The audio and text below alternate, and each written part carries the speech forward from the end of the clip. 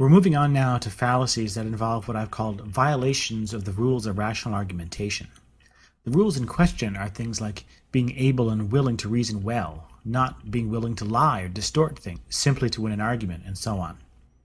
The first fallacy of this type that we'll look at is more commonly known as the straw man fallacy. For the sake of gender equity, I'm going to call it straw figure, since there's no reason to think that men are the only ones who commit this fallacy or who are taken in by it. The name comes from the practice of using human figures made of straw as practice dummies in military training.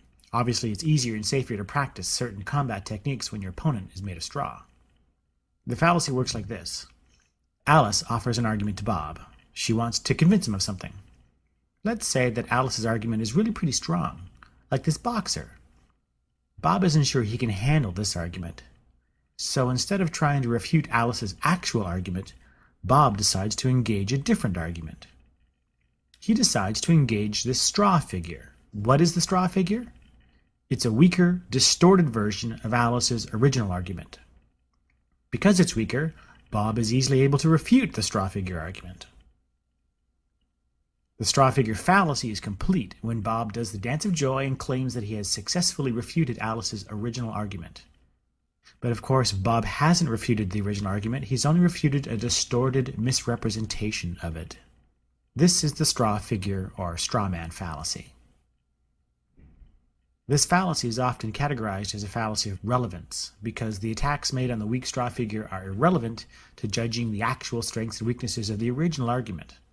And this is correct, but I prefer to think of it as a violation of the rules of rational argumentation, especially when it involves knowingly and willfully misrepresenting an argument. When someone is willing to do this, they're no longer playing by the rules. They're more concerned with the appearance of winning than with argumentation itself. When you see this going on, you should try to correct the misrepresentation and get the discussion back on track. If it's an honest mistake and the arguer is willing to correct their misunderstanding, that's great. But if you catch them doing this again and again, then there's probably no point in engaging argumentatively with this person, because they've shown you that they're not willing to play by the rules. Let's look at an example.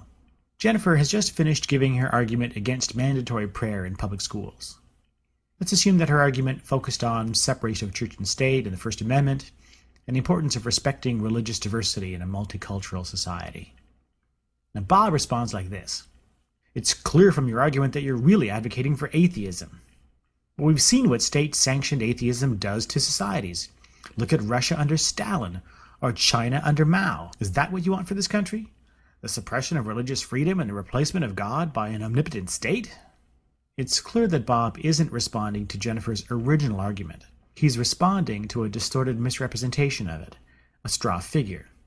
Appeals to religious diversity or separation of church and state are just as often made by religious people as by non-religious people. But if Bob can reframe the argument so that it looks like an argument for atheism and abolishing all forms of religious expression, then that's a much easier argument to refute. Rhetorically, this kind of move can be very powerful, and that's why straw figure arguments are so common in public debates on hot-button topics. But from a logic standpoint, they represent a willful refusal to engage in genuine argumentation.